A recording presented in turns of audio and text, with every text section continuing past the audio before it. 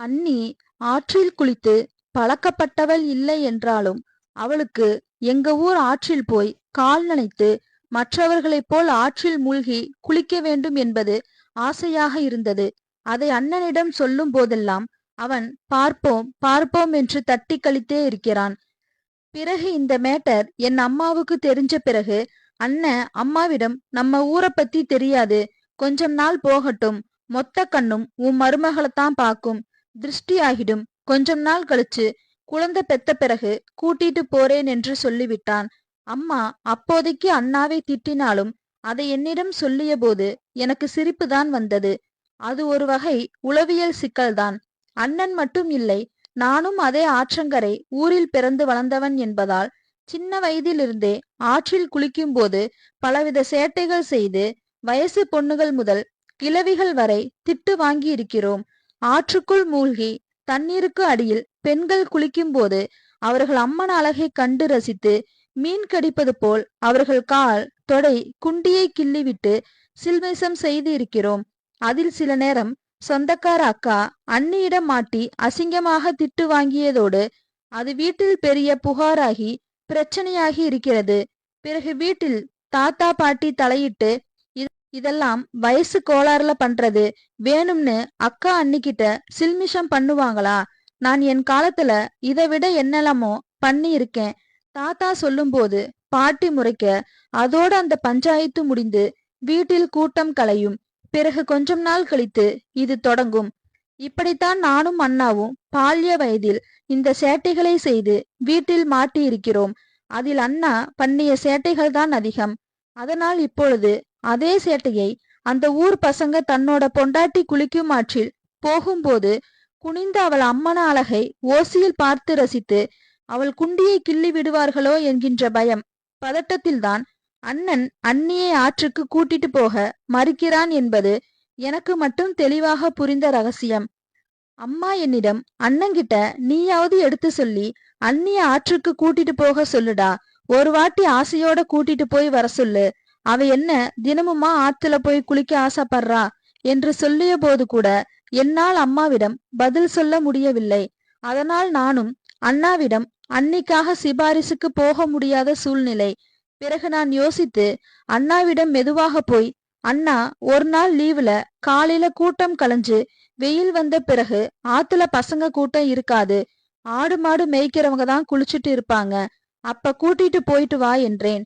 அப்பொழுது அவன், போடா என்னால முடியாது, நிறைய பேரு அப்பவே நாளைக்கு நீ கட்டிக்கிட்டு உன் பொண்டாட்டி ஆத்துல குளிக்க கூட்டிட்டு வராமைய போயிடுவ, அப்ப பாத்துக்கிறேன்னு சவால் விட்டுருக்கானுங்க, அதெல்லாம் உனக்கு சொன்னா புரியாது, வேணா அந்த டைம்ல நீ அவளை பைக்ல கூட்டிட்டு போயிட்டு வா, நீயாவது பொறுமையா டீல் பண்ணுவ, எனக்கு அந்த மாதிரி டைம்ல ஆத்திரம் வந்தா என்ன பண்ணுவேனே எனக்கு தெரியாது, வெட்டு குத்துன்னு பெரிய பிரச்சனையே ஆகிடும், நீ கூட்டிட்டு போயிட்டு வா, நான் வேணா அவகிட்டையும் அம்மா கிட்டையும் சொல்றேன் என்று சொல்லிவிட்டு வழக்கம் போல் வெளியூர் வேலைக்கு கிளம்பி சென்று விட்டான்.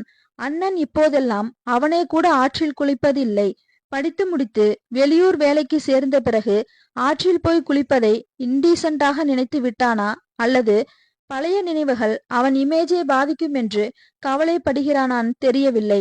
நிறைய பசங்க அப்படித்தான் படித்து வெளியூருக்கு போய் வேலைக்கு சேர்ந்து அந்த ஊர் மக்கள் பழக்க வழக்கம் புது சூழலுக்கு பழகி பிறகு சொந்த ஊரை அருவருப்பாகவும் அசிங்கமாகவும் ஊராக பார்க்க ஆரம்பித்து விடுகிறார்கள். அதுவரை மாமா மச்சான் என்று ஆசையோடு பழகியவர்கள் நாம என்னதான் சம்பாதிச்சாலும் பெரிய பதவியில் இருந்தாலும் அதை உரிமையில் பேசும்போது அது நமக்கு பண்பாடு இல்லாத மரியாதை குறைவான வார்த்தைகளாக தெரிந்து ஊருக்கு வருவதையே வெறுத்து விடுகிறார்கள். கிட்டத்தட்ட அண்ணனும் அதே போல்தான். யோசித்து அண்ணியோடு வெளியூரில் தங்க திட்டம் போட்டிருந்தான். ஆனால் அன்னிக்கு முதல் குழந்தை பிறந்து குழந்தை கொஞ்சம் வளர்ந்த பிறகு அண்ணியோடு வெளியூரில் செட்டில் ஆகிவிடலாம் என்று பொறுமையாக இருக்கிறான். அதே போல் அம்மாவும் அவன் தனியாக வெளியூரில் செட்டிலாக ஒத்துக்கொள்ளவில்லை. அதே போல் அன்னிக்கும் குழந்தை உருவாகுவதில் சிக்கல் இருந்தது. இந்த நிலையில்தான் அண்ணன் சம்மதத்தோடு அண்ணியை நான் பைக்கில் ஆற்றுக்கு கூட்டிட்டு போனேன். என் திட்டப்படி மதியம் வெயில் வந்த பிறகு பசங்க ஆற்றுக்கு குளிக்க வரும் நேரத்தை நோட்டம் பண்ணி யாரும் இல்லாத வேளையில் அண்ணியை ஆற்றுக்கு கூட்டிட்டு போனேன். அப்பொழுது கூட போகும் வழியில் எதிர்படும் அண்ணன், மாமா, சித்தப்பா, மச்சான் போன்ற உறவினர்கள், என்னடா அண்ணனுக்கு பதிலா நீ அண்ணிய ஆற்றுக்கு கூட்டிட்டு போறியா?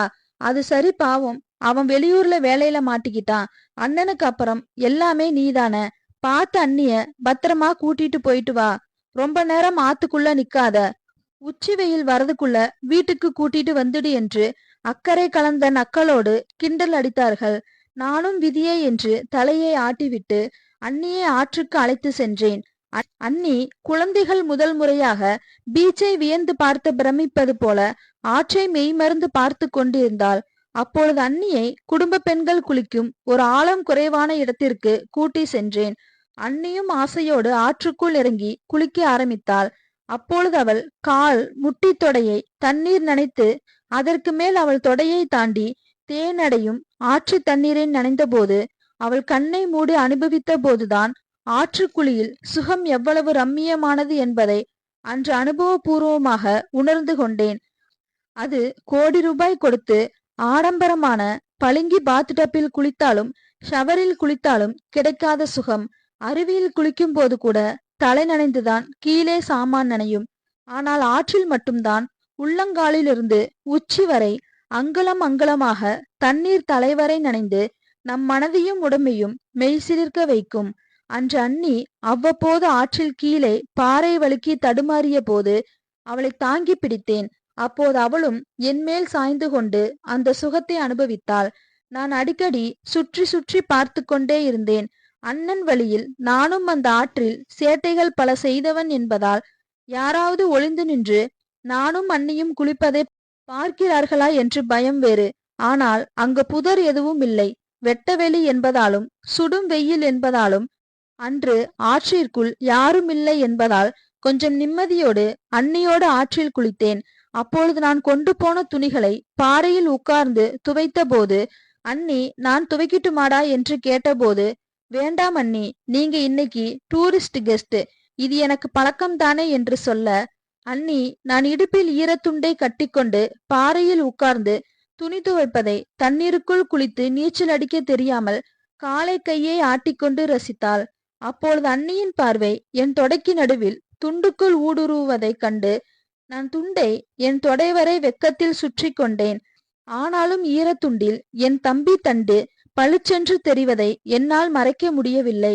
அப்பொழுது அண்ணியும் தண்ணீருக்குள் இருந்து எழுந்து என் அருகில் பாறையில் ஏறி உட்கார்ந்த போது அவள் ஈரப்புடவியின் உள்ளே போட்டிருந்த ஜாக்கெட் பிராவரை தெரிய, அவள் என் முன்பே புடவையை கலற்றிவிட்டு பாவாடையை நெஞ்சு வரை ஏத்தி கட்டி கொள்வதை துவைப்பது போல நானும் ரகசியமாக ரசித்து அனுபவித்தேன். அண்ணியும் எந்த கூச்சமும் இன்றி பாவாடையோடு திரும்பிய போது அவள் பாவாடைக்குள் இன்னும் ஜட்டி போட்டிருப்பது ஜட்டி தடம் தெளிவாக தெரிய, துண்டுக்குள் என் துடுப்பு எழுந்து கூடாரம் போட்டு என்னை என்னவோ செய்ய, அதற்கு மேல் பாறையில் இருந்தால் அண்ணி என் தம்பியை பார்த்து விடுவாள் என்று பாதி துவைக்கும் போதே தண்ணீருக்குள் பாய்ந்து மூழ்கி குளித்தேன்.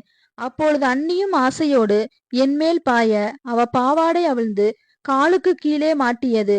அப்போது அவள் அலற, நான் தண்ணீருக்குள் மூழ்கி அண்ணியின் பாவாடையை காலிலிருந்து எடுக்க முயன்ற போது அவள் போட்டிருந்த ஜட்டியோடு அண்ணியை பார்த்து தண்ணீருக்குள் சூடாகி என் விரைத்த தம்பியை பிடித்து மூழ்கி கொண்டே உருவிவிட ஆரம்பித்தேன். அப்பொழுது வெகு நேரம் நான் தண்ணீருக்குள் இருப்பதை கண்டு பதட்டமடைந்த அவளும் மூழ்கி கைகால்களை ஆட்ட, அவள் கை என் தம்பி தடியில் பட்டது.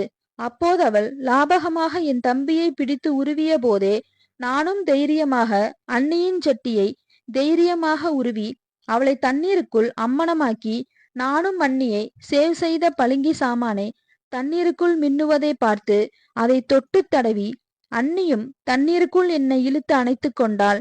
அண்ணியோட முதல் ஆட்டமே ஆற்றுக்குள். அப்படி ஒரு அற்புதமான ஜலக்கிரீடியான அமையும் என்று நான் எதிர்பார்க்கவே இல்லை. அன்று சுமார் 3 மணி நேரம் எங்கள் காமத்தேன் துளிகள் ஆற்று நீரில் கலைந்து விடும் அளவிற்கு காமத்தில் மூழ்கி திளைத்தோம். அதற்கு பிறகு ஆற்றுக்குள் மட்டும் இல்லை, ஆத்துக்குள்ளும் அண்ணி எனக்கு காம துணைவிதான்.